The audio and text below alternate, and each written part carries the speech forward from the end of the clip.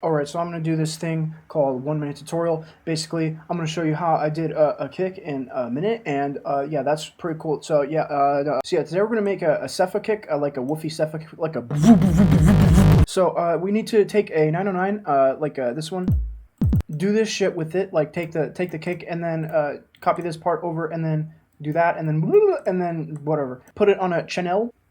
Go to the channel. In the first channel, do the low mids, bass mostly, then a compressor. I don't know why the fuck I did this. I don't think it does anything. Maybe it does. 3D wave shaper to make it distort. 3D parametric EQ2. Again, this time to add sub bass and bass. And then soft clipper. And I'll probably do this. Der